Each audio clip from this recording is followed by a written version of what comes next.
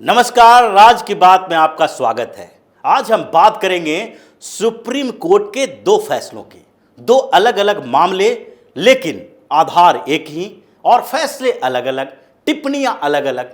दोनों ही फैसलों में सुप्रीम कोर्ट के अंतर को समझना जरूरी है, क्योंकि ये मामला एक तरफ नुपुर शर्मा का है तो दूसरी तरफ मोहम्मद जुबैर का है। हिंदुस्तान में हिंदू और मुसलमानों के बीच चल रहे इस सभ्यता के संघर्ष के दौर में सुप्रीम कोर्ट कहां खड़ी है, उसे देखने के लिए, उसे समझने के लिए यह जरूरी है कि सुप्रीम कोर्ट के फैसलों के ऊपर, उनके टिप्पणियों के ऊपर भी नजर रखी जाए। और ये नजर रखने का ही परिणाम दिखाई पड़ रहा है कि सुप्रीम कोर्ट भी अब ऐसा प्रतीत होने लगा है कि तुष्टीकरण से अलग नहीं है, क्योंकि नुपुर शर्मा के मामले में जिस तरह की टिप्पणी और फैसले सुप्रीम कोर्ट की तरफ से आए थे, वही फैसले मोहम्मद जुबैर के समय अलग क्यों हो गए। याद कीजिए, जब नुपुर शर्मा पहली बार सुप्रीम कोर्ट का दरवाजा खटखटाई थी, उन्होंने याचिका दायर करके कुछ मांग रखी थी।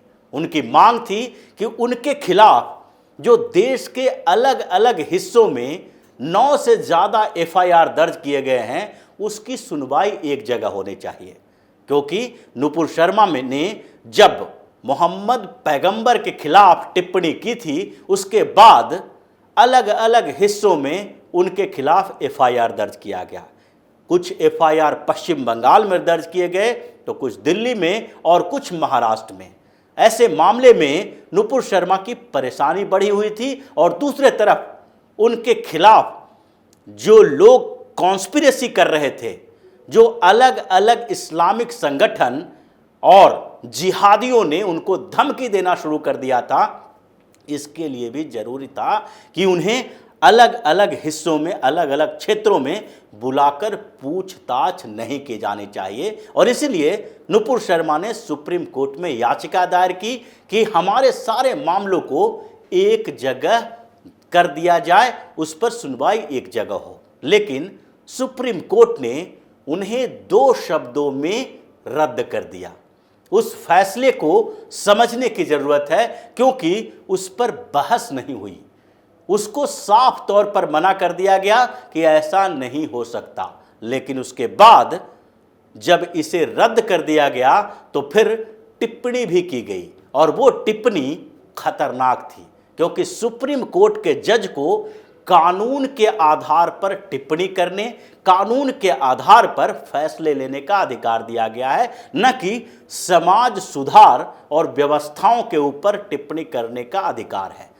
सुप्रीम कोर्ट के 2 जज, यानी कि जस्टिस सूर्यकांत और जस्टिस पाद्रीवाला ने जिस तरीके की टिप्पणी की थी, वो हिंदुस्तान के सुप्रीम कोर्ट के इतिहास में एक अनोखी बात थी। उन्होंने नुपुर शर्मा को इस सारे विवाद का जड़ बता दिया। और जब नुपुर शर्मा ने यहाँ तक कहा कि आप माफ़ी मांगने की बात कीजिए, हम माफ़ी मांगने के लिए तैयार हैं, तो भी स्पष्ट तौर पर रिजेक्ट कर दिया गया और कहा गया कि आप सार्वजनिक तौर पर टीवी पर जाकर माफ़ी मांगें, तब कुछ हो सकता है। आपने जो टिप्पणी की है, उस टिप्पणी के बाद जो विवाद हुआ है, जो बवाल पूरी दुनिया में और हिंदुस्तान में मचा है, उसके लिए केवल और केवल आप ही जिम्मेदार हैं। इसलिए आपके ऊपर जो मामले अलग अलग राज्यों में चल रहे हैं, वो मामले एक साथ निपटाए नहीं जा सकते। इस टिप्पणी की आलोचना हुई, लेकिन इस आलोचना के बाद जब दूसरी बार सुप्रीम कोर्ट में नुपुर शर्मा गई, तो उस समय उनसे नरमी बरती गई। जब उन्होंने कहा कि सुप्रीम कोर्ट की टिप्पणी के बाद उन्हें जान से मारने की धमकियों की संख्या बढ़ गई है, इसलिए उन्हें गिरफ्तारी से आज़ादी दी जाए, उनकी गिरफ्तारी पर रोक लगाई जाए, तो सुप्रीम कोर्ट ने वो बात मान ली। यहां तक तो ठीक है। लेकिन उसके बाद जब फिर से उन्होंने कहा कि मेरे ऊपर जो सारे मामले अलग अलग जगहों पर रजिस्टर्ड किए गए हैं, एफआईआर दर्ज किए गए हैं, उसको एक साथ लाया जाए, तो सुप्रीम कोर्ट ने इस पर विचार करने की बात कही। यानी 10 अगस्त को जब अगली सुनवाई होगी तब उस पर विचार किया जाएगा कि नुपुर शर्मा के सारे मामले एक जगह किए जाएं या नहीं। लेकिन वही दूसरा मामला है मोहम्मद जुबैर का। ये मोहम्मद जुबैर वही है जिसकी भूमिका नुपुर शर्मा के टिप्पणी पर उठे विवाद में नुपुर शर्मा से ज़्यादा है। अगर मोहम्मद जुबैर ने नुपुर शर्मा के टिप्पणी को तोड़ मरोड़ कर हंगामेदार करके पेश नहीं किया होता, सोशल मीडिया पर, ट्विटर पर बढ़ाया नहीं होता, तो ये विवाद इतना नहीं बढ़ता। लेकिन मोहम्मद जुबैर का एजेंडा ही वही था। मोहम्मद जुबैर जो कि अल्ट न्यूज के को फाउंडर है, जो फैक्ट चेकिंग वेब पोर्टल है, इसने ऐसी स्थिति पैदा कर दी कि पूरे हिंदुस्तान ही नहीं बल्कि दुनिया भर में इस टिप्पणी को लेकर हंगामा शुरू हो गया।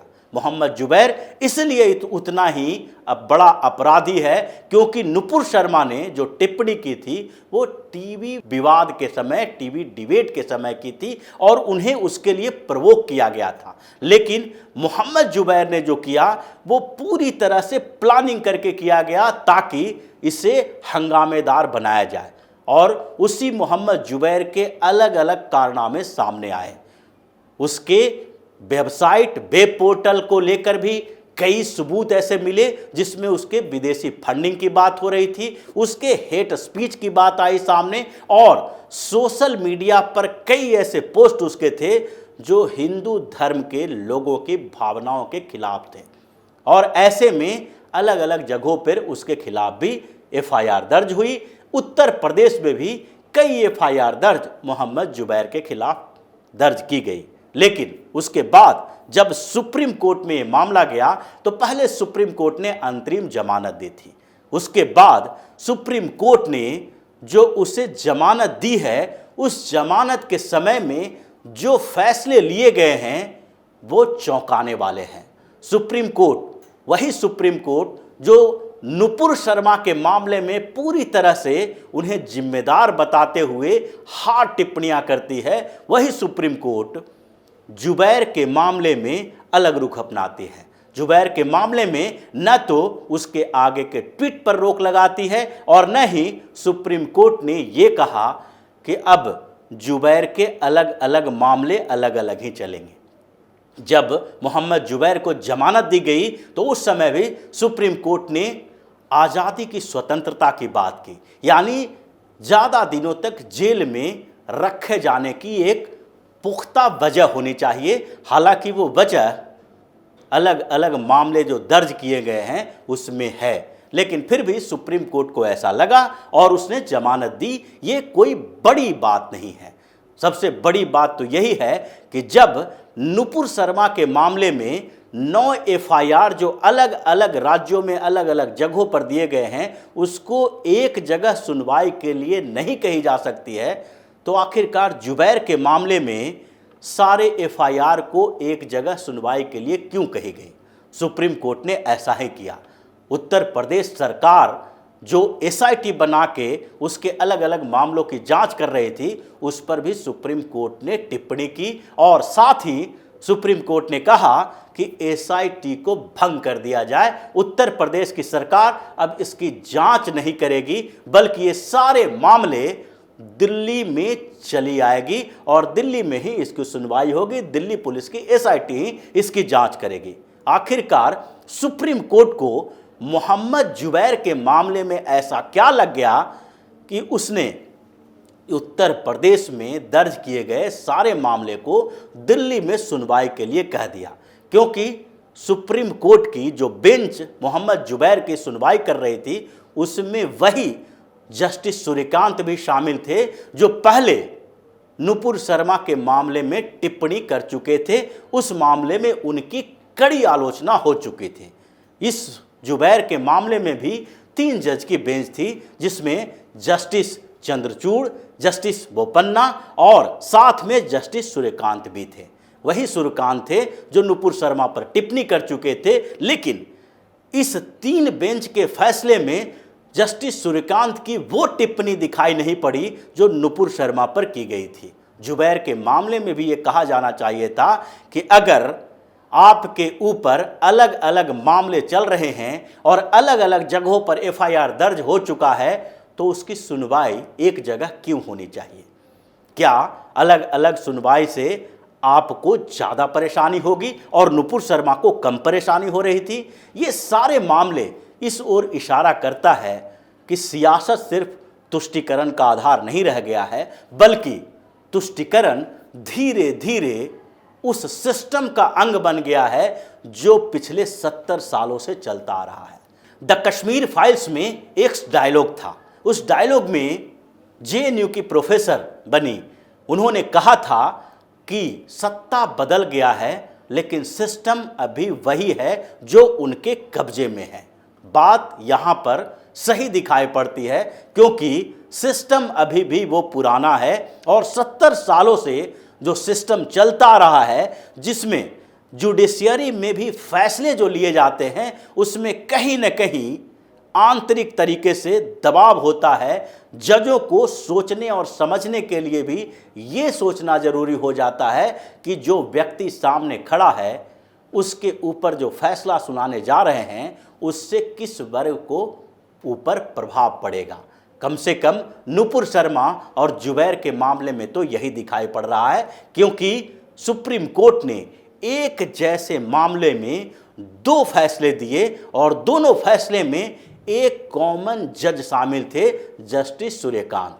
ये दोनों फैसलों में वो साथ में थे, लेकिन जुबैर के मामले में बड़ी बड़ी टिप्पणियां की गई, प्रशासन और सरकार की बात कही गई। यहां तक कहा गया कि ज़्यादा समय तक किसी को जेल के अंदर नहीं रखा जा सकता है। अंतरिम जमानत जब दे दी गई थी तो उसके बाद भी उनके ऊपर अलग अलग एफआईआर दर्ज करके उन्हें जेल में क्यों रखा जा रहा है, ऐसी ऐसी टिप्पणियां की गई। लेकिन वही मामला जब नुपुर शर्मा के समय में आया तो एक अलग तरीके का सुप्रीम कोर्ट दिखाई पड़ा, जबकि स्पष्ट तरीके से ये देखा जाए तो नुपुर शर्मा के मामले में टीवी का वो फुटेज सामने है और उसमें इन्वेस्टिगेशन के लिए कुछ भी नया नहीं है।